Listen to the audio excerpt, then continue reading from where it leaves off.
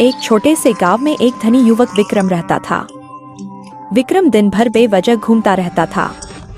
एक दिन उसके बड़े भाई अनिल ने कहा, विक्रम, ये तुम्हारी क्या आदत हो गई है?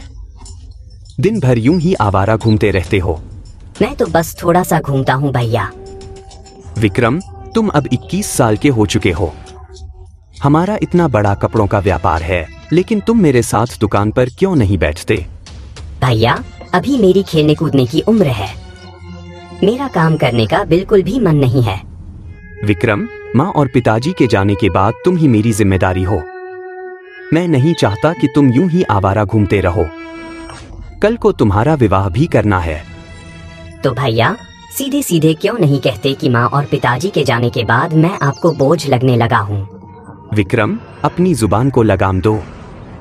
तुम अपने बड़े से कैसे बात करते हैं, ये भी भूल गए हो? विक्रम ने अनिल की बात को नजरअंदाज करके गुस्से में घर छोड़ दिया। तभी अनिल की पत्नी सुमन आकर बोली, विक्रम अब बड़ा हो चुका है, आपको उसे इस तरह डांटना शोभा नहीं देता। सुमन, मैंने जो किया वो सही किया। अगर आज मैं उसे नहीं रोकता तो कल वो और भी बेपरवाह हो जाता। एक बड़े भाई का फर्ज होता है कि वो अपने छोटे भाई को सही राह दिखाए। गुस्से में विक्रम ने घर को छोड़कर एक दूर गांव का रास्ता पकड़ा।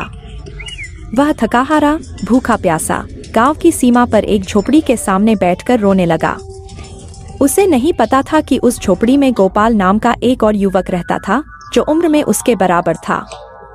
गोपाल ने बाहर आकर पूछा, कौन हो तुम? और मेरी झोपड़ी के बाहर क्यों रो रहे हो? मेरा नाम विक्रम है।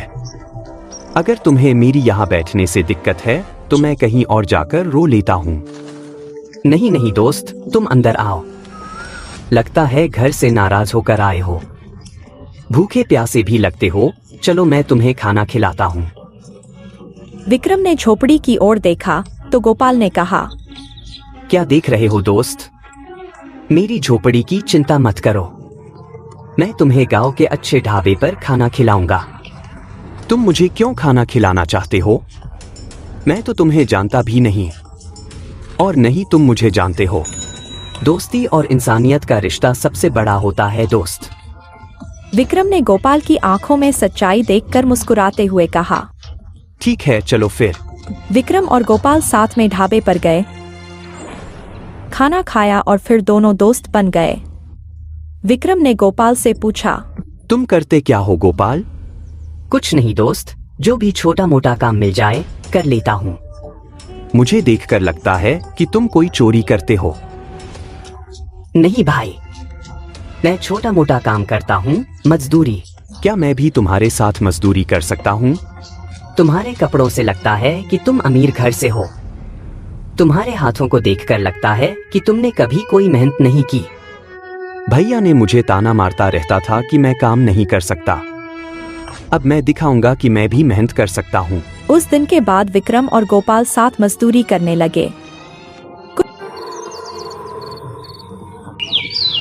कुछ दिनों में वे गहरे दोस्त बन गए, लेकिन विक्रम कभी कभी उदास हो जाता था।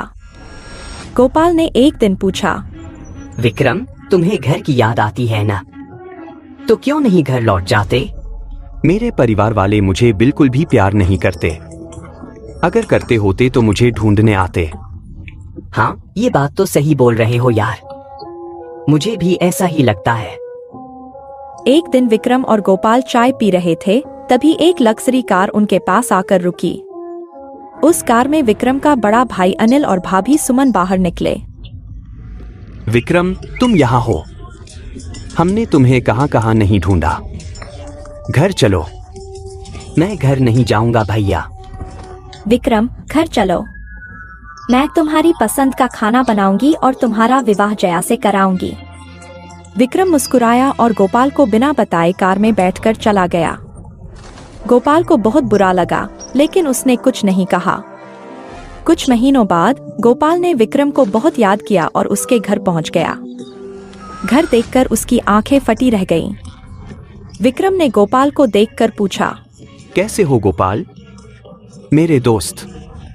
तुम्हारे घर की सजावट देखकर तो लगता है कि अंदर और भी सुंदर होगा। हाँ गोपाल, 2 दिन बाद मेरी शादी है। और तुमने अपनी शादी में अपने गरीब दोस्त को बुलाना भी जरूरी नहीं समझा। गोपाल, मैं तुम्हारा एहसान मानता हूँ, लेकिन हम दोनों अलग दुनिया के लोग हैं। मैं नहीं चाहता कि तुम्हें देखकर मेरी बेइज्जती हो, इसलिए तुम यहाँ से चले जाओ प्लीज। विक्रम, मैंने तुम्हें सच्चे दिल से दोस्त माना था यार। गोपाल वहां से चला गया, लेकिन विक्रम को उसकी बात चुभ गई। कुछ महीनों बाद विक्रम और उसकी पत्नी का एक्सीडेंट हो गया।